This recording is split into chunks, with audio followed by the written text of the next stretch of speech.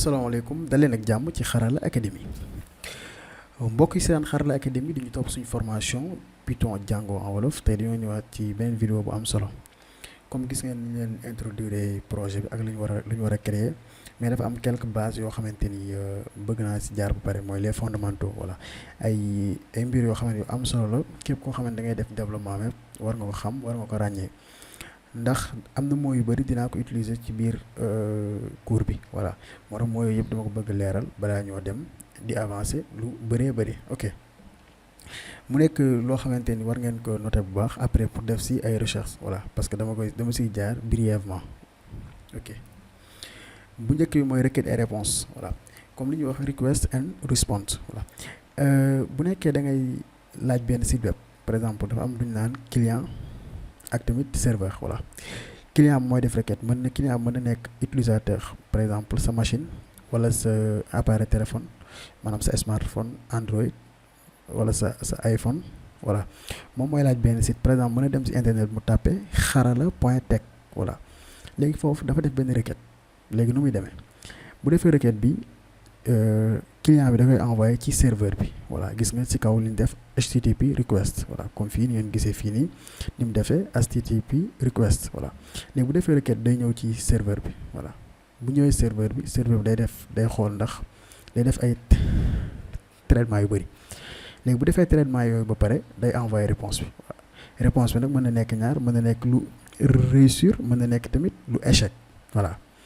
léegi loolu mooy requête mooy envoyé demande benn page web wala demande benn information réponse mooy liñ lay delloo voilà pour ngeen comprendre ñaar yu njëkk yi beneen bi stop bu defee requête boobu requête nu mu koy defee soit day def post wala get bon ay méthode la yoo xam ne lu lañ naan méthode HTTP wala verbe HTTP voilà ngeen jàpp ko bu baax get souvent bu nekkee dañuy demander information par exemple dama soxla utilisateur yëpp wala dama soxla nga envoyé ma benn produit voilà par exemple nga daal tàppe ci site xarala bi bonbon voilà léegi dama laaj bonbon loolu mën nañ ko traiter comme benn requête get ba même bu nekkee mën na nekk post mais nañ jàpp mën na nekk get benn bi stop mooy suy daf ma envoyé benn formulaire système par exemple formulaire d'inscription léegi ma dugal sama nom prénom mot de passe léegi daal bëgg ko envoyé waat Ousseynou foofu damay def post voilà boobu mooy post tey nag dama bëgg modifier sama mot de passe dugal naa ancien mot de passe bi dugal nouveau mot de passe bi daal di confirmer nouveau mot de passe bi daal di envoyer loolu lañu naan put maanaam update wala mise à jour modifier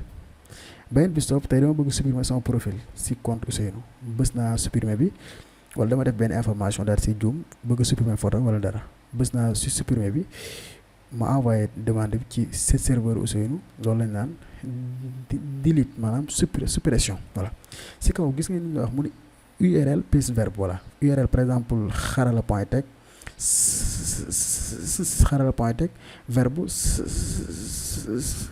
slash get voilà slash bi mën na nekk get mën na nekk post mën na nekk put mais lii doo gis ci site bi mais traitement bi derrière noonu lay fonctionner léegi nag loolu mooy requête bi léegi réponse bi nu muy demee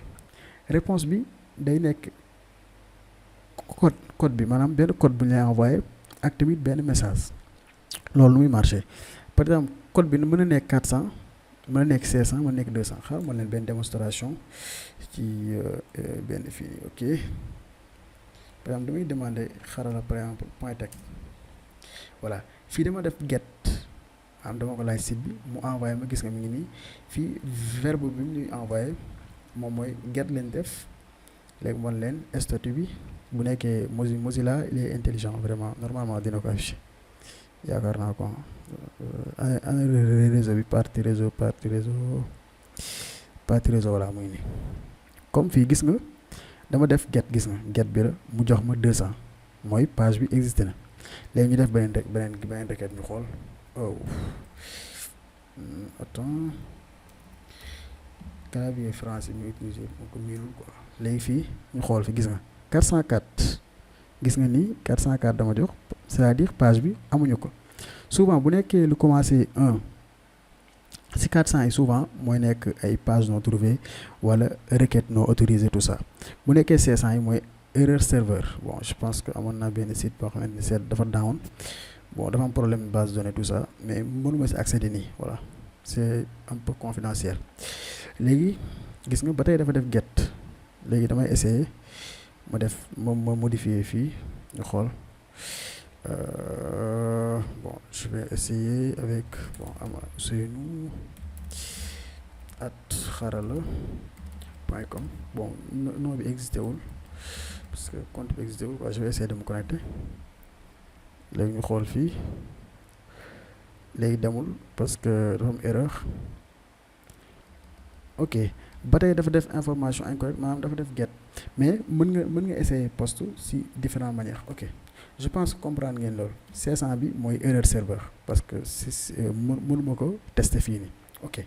200 mooy lépp baax na 400 côté boobu daa am ay erreur mais erreur yoo xam ne développeur mën na ko régler. ok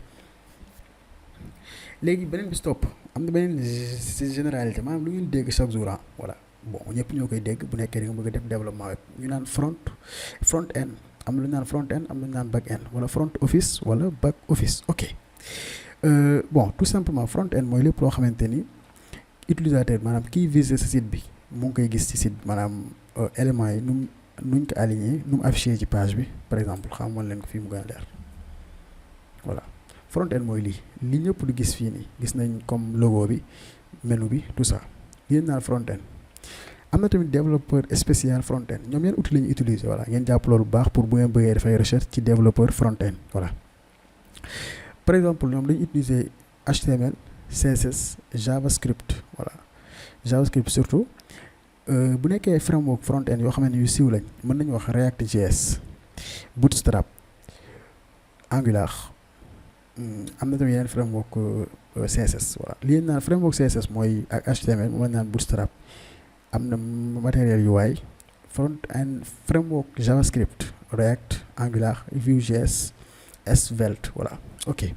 léegi loolu naan front end mooy li utilisateur bi di gis ci site bi. am na beneen partie bi ñu naan back end